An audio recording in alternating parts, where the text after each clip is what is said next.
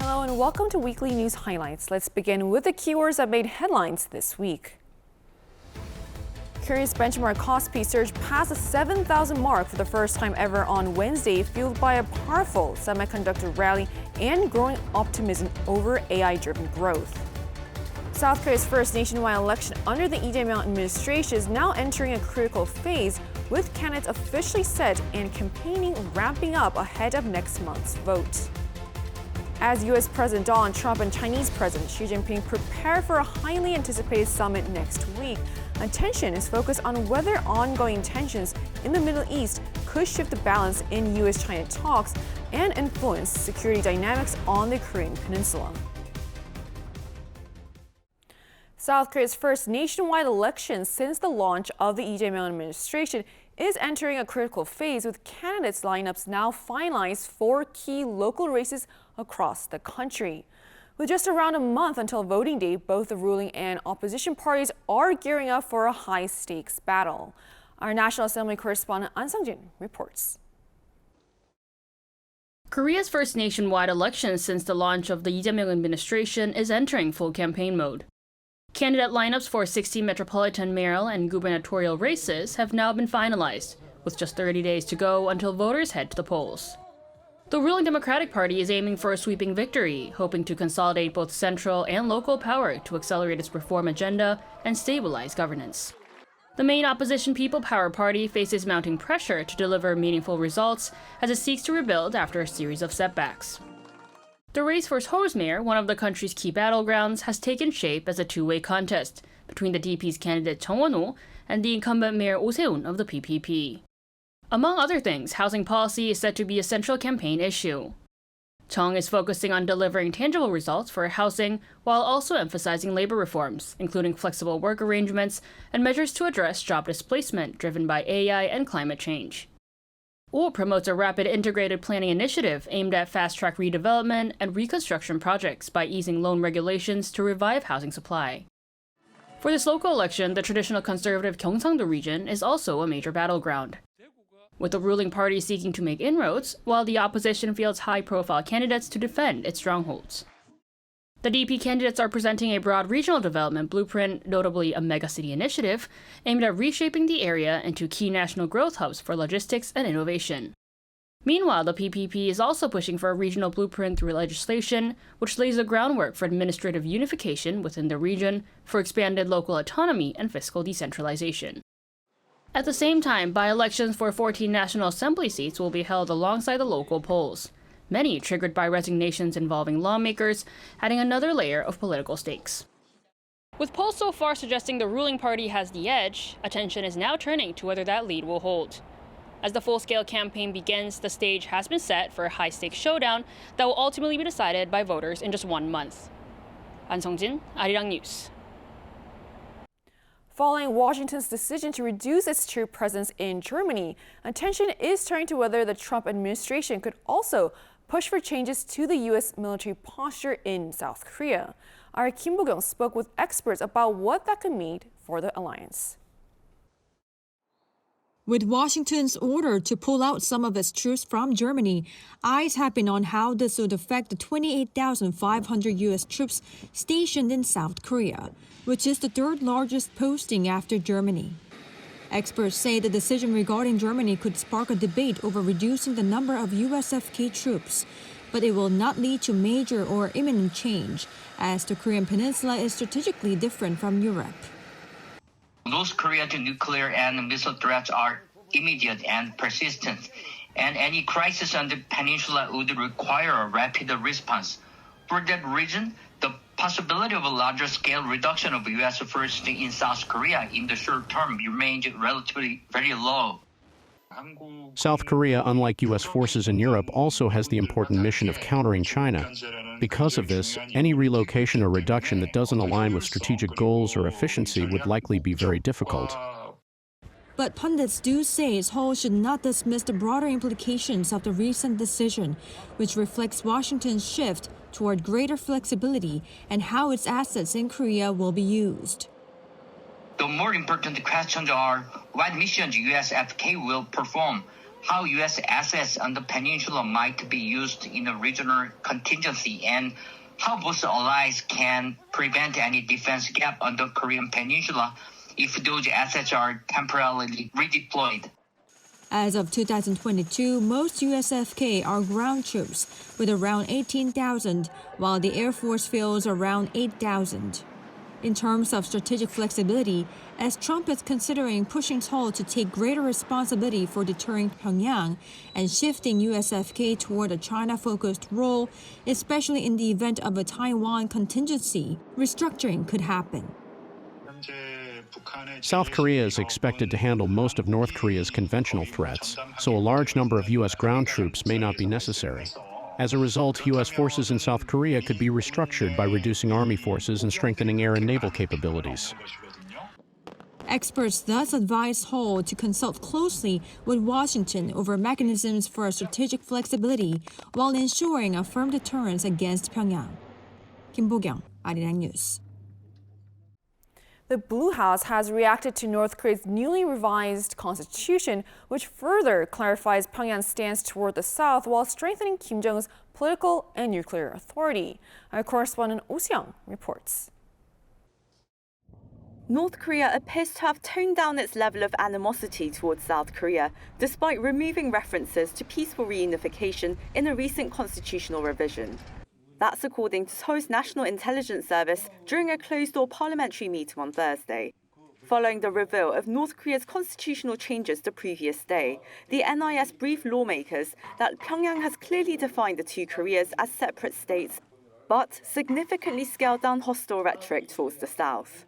According to the revised text disclosed by Seoul's Unification Ministry, North Korea deleted references to peaceful reunification, great national unity, and the complete victory of socialism. It also added a territorial clause defining North Korea as bordering China and Russia to the north and South Korea to the south. But the constitution does not specify maritime boundary lines, such as the disputed Northern Limit Line. The revisions reflect Kim's two-states doctrine introduced 3 years ago, recasting inter-Korean ties as relations between two separate states rather than one nation awaiting reunification. However, intelligence sources say that such revisions are aimed more at managing the situation and maintaining the status quo rather than escalating hostility with the South. The NIS noted that the revisions have elevated Kim Jong-un's status by scaling back references to the legacies of former leaders Kim Il-sung and Kim Jong-il, while emphasizing the current leader's governing principle. Kim's power in the regime has been expanded significantly. His position in the State Affairs Commission is newly defined as the head of state and placed above parliament in the constitutional order. Kim can appoint or dismiss key officials and veto laws and state decisions. At the same time, Parliament's formal power to remove the State Affairs Commission chairman was deleted. Most significantly, the revised constitution hands Kim command authority over North Korea's nuclear forces. Kim Jong-un also emphasized his total control of the North Korean nuclear capability, and as the state chairman of the state affairs, and he is the only one that controls the North Korean nuclear capability. At the same time, if he has been threatened or he's out of the scene, and there is automatically that the nuclear war is going to be happened. So this is another very serious warning to South Korea, United States, and the world. The Blue House said Thursday it is reviewing North Korea's newly revised constitution and continues to pursue a policy of peaceful coexistence on the Korean peninsula. Oh Se-young, Arirang News.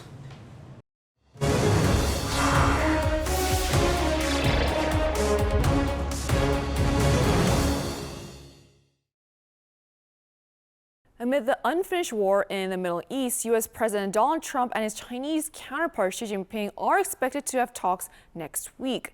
Eyes are on how the preparations are going and whether the summit could affect tensions on the peninsula. And for more on this, we have our correspondent Kim Bo-kyung with us in the studio. Welcome, Bo-kyung. Thanks for having me. Right, so summit is scheduled for next week. So how are the preparations going and what is on the agenda?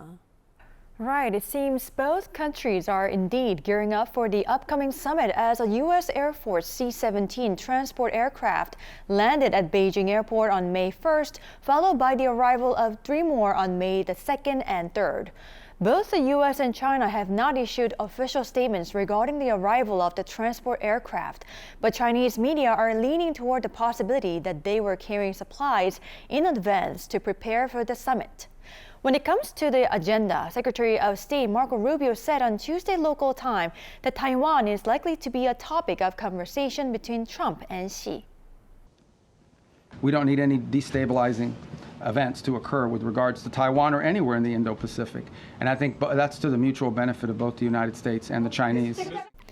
He also underlined that Beijing should play a role in getting Tehran to stop blocking the Strait of Hormuz, saying that if Iran's actions destroy the economy, the U.S. won't be able to buy goods from China, which would be a huge blow for China as it is an export-driven economy. And speaking of China, there are some reports saying that the initiative in the discussions is shifting toward China as tensions in the Middle East are getting more prolonged. Can you tell us more about this? Right. You see, the Iran war has not gone as planned for the U.S., with Washington having difficulty ending the war, and therefore not being able to demonstrate American power. According to some experts cited by CNN, the U.S.'s relative bargaining position has been weakened quite a lot, as the war in the Middle East has clearly shown that the U.S. simply could not handle Iran. As Trump is soon to go through midterm elections, he would be eager to present tangible wins to American voters, such as big Chinese purchases of U.S. agricultural products and Boeing jets, which will inevitably present China with a unique opportunity. One expert added that as there are growing signs China is stepping to the forefront as a mediator in the Middle East, with Iranian Foreign Minister Abbas Araghchi having visited Beijing, this shows China has the better position. So China may be played as a mediator role as the over the United States. So that's why right now China is in a very good position to upcoming Sino-US summit. Under such circumstances, the report further says China is ready to leverage its vast domestic market and dominance in the rare earth supply chain to get what it wants, namely the U.S. expressing opposition to Taiwan independence, reducing restrictions on high-end tech exports, and removing Chinese companies from its sanctions list. I see. I'm sure what many people are wondering is whether Trump will be having a meeting with North Korean leader Kim Jong-un during his visit to Beijing. What are the chances of that happening so far? Well, right now, chances are a bit low, as the White House official said Monday that a meeting between Trump and Kim is not currently scheduled during Trump's visit to China. The remarks came as a response to questions from local media whether there would be possible contact with North Korea on the sidelines of the U.S.-China summit. Given Trump's spontaneous style, it is difficult to completely rule out the possibility, but many do say it could be hard for the summit to take place as Trump needs to focus on the high-stakes meeting with Xi and peace negotiations with Iran. Because of this Iran war, I don't think Trump can have a time or energy or the space to have a dialogue with Kim Jong-un at this moment. But the important thing is that both leaders from those countries, they are showing their willingness to have another summit between North and Korea and the United States. The expert added that the potential summit between Trump and Kim could take place during the second half of this year, after midterm elections in the U.S., when Trump would need to seek a breakthrough external achievement, or around the time of major political events such as the APEC summit in China in November and the G20 Leaders Summit in the U.S. in December. All right, thank you so much for coming in today, Pogyeong. Thank you.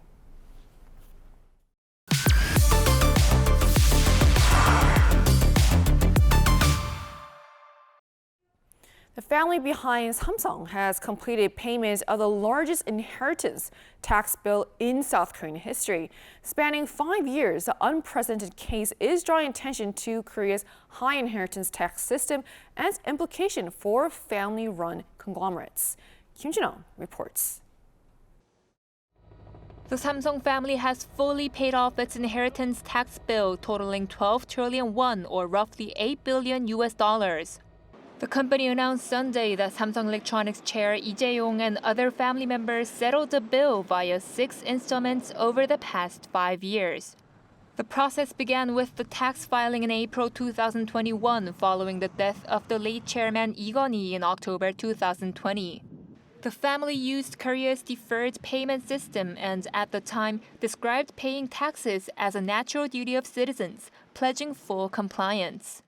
The former chief left an estate valued at around $17.6 billion, including shares, property, and art collections.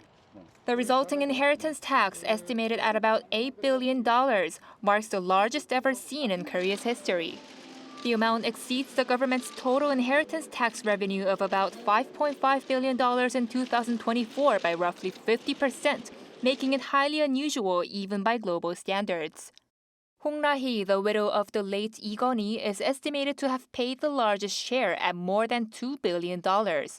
Chairman Lee Jae-yong and his sisters, Lee Bu-jin and Lee Se-hyun, are estimated to have each paid in the high $1 billion range. Korea has one of the highest inheritance tax rates in the world, reaching up to 50% for large estates that exceed $2 million.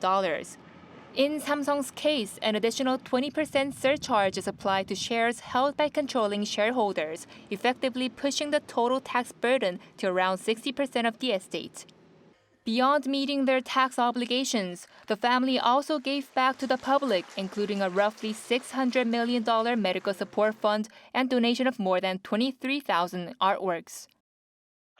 This marked an unprecedented transfer of wealth back to society, despite concerns that the heavy tax burden could strain liquidity and complicate control of the business. The process was ultimately handled smoothly, making it a positive outcome overall. Industry observers say the case could serve as a precedent for succession at other major conglomerates. Kim Jun-ong, Arirang News. Korea's stock market hit a historic milestone on Wednesday, with the benchmark KOSPI soaring past the 7,000 mark for the first time. Fueled by a powerful semiconductor rally and renewed optimism around AI-driven growth, investor sentiment is reaching new highs. Fueled by a relentless rally, Korea's benchmark KOSPI broke through the 7,000 range for the first time ever on Wednesday. According to the Korea Exchange, Wednesday's index finished at 7,384.56, up 6.45% from the previous close. It opened more than 2% higher at 7,093, breaking above the 7,000 mark at the opening bell. The breakthrough came just over 2 months after the KOSPI first topped the 6,000 mark intraday in late February. The rally gained further momentum early in the session, surging into the 7,300 range and triggering a buy-side sidecar that temporarily halted program buying for 5 minutes. The index later climbed as high as 7,426.6, briefly moving above the 7,400 level as well. In particular, the KOSPI's total market capitalization surpassed 6,000 trillion won, approximately $4 trillion for the first time ever, increasing more than 1,000 trillion won in just about 3 months. Semiconductor heavyweights Samsung Electronics and SK hynix were among the main drivers behind the gains, with both closing more than 10% up. Relief over easing tensions in the Middle East helped push global oil prices lower, while positive momentum from Wall Street carried over into the local market overnight, with all 3 major U.S. indexes closing higher on gains in big tech stocks. Recent first-quarter earnings from major U.S. big tech companies came in far stronger than expected, fueling fresh rallies in tech stocks. As concerns over AI profitability fade, investors are increasingly betting that rising capital spending will deliver major gains for semiconductor makers. There is also analysis that the strength of the semiconductor sector is helping shield Korea's market from broader economic uncertainty. While oil shocks once pushed the country into trade deficits, chip exports are now offsetting much of the rise in energy import costs, helping keep the market resilient despite geopolitical tensions. Market watchers are increasingly seeing the Korean stock market as entering a phase of structural growth rather than a temporary rally. As semiconductors continue to lead the rally, many believe there is still room to move higher. Kim Jun-ong, Arirang News. Tuesday was Children's Day here in Korea. And in an age dominated by screens where smartphones are a constant presence in young lives, a different scene unfolded at local libraries. Our Tong In met with children rediscovering the joy of reading. Growing up with a tablet in their hands, children today may be more familiar with a screen than paper. But as bite-sized content dominates their attention, experts emphasize that physical books are more important than ever.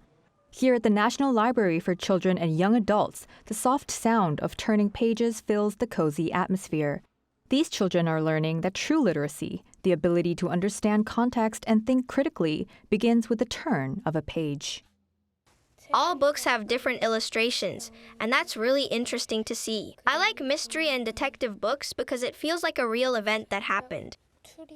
Unlike digital screens that provide instant visuals, physical books require children to build the world themselves. Connecting with the characters with their imagination, this mental immersion also fosters deeper empathy as they learn to walk in a character's shoes one page at a time. I like the cream puff cookie character. She's very gentle and always helps others. Specialized libraries like this one in Songpa-gu District act as literacy playgrounds. The easygoing atmosphere makes books accessible and fun. Children can simply pick a book they like and start reading wherever. Today's children are digital natives, but in a world of instant swipes, young readers are still finding joy in the simple act of turning a page. The focus is on making reading a habit. This type of focused reading acts as a workout for the brain, helping kids improve their attention span in a world full of digital distractions. I like books that come out as series. You can read them anytime, even during short breaks. And books are fun even when you read them again, but TV shows aren't as fun the second time. Even complex history becomes an exciting discovery when it's found at one's own pace. For Ujin, his library hours are spent exploring the legends of the past. I am reading a book about Admiral Yi Sun-shin. As Korea celebrates Children's Day, these young readers remind us that even in a world where content is becoming shorter and louder, the magic of books continues to endure. 정혜림, Arirang News. A growing number of young parents in Korea are turning to hiking as a way to balance childcare, exercise, and community. What was once considered a solo outdoor activity is now evolving into a family-centered trend, helping parents stay active while creating new experiences with their children. Cho Young-in shows us how. Children take careful steps on their own while parents carry younger babies up the mountain in carriers. Parents often check on their babies through small mirrors attached to the carriers, ensuring they're safe and comfortable. Along the way, parents encourage one another, creating a supportive atmosphere. My baby weighs about 15 kilograms, so he's quite heavy. But as my stamina improves, I'm able to carry my baby more. We go out 2 or 3 times a week. I used to go to indoor programs, but now I prefer being outside. There are many different courses, so it never feels repetitive. The group moves at a slower pace, making frequent stops to care for the children or take short breaks for diverse sensory experiences. Being in nature goes beyond a simple hobby, offering developmental benefits for their children, while interacting with other families helps children build social skills. For parents, the activity has also helped ease feelings of isolation and postpartum depression. Once seen as an individual leisure activity, hiking is now being redefined by young parents. It is quickly becoming an enjoyable routine for the entire family, offering a unique way to balance between exercise and childcare.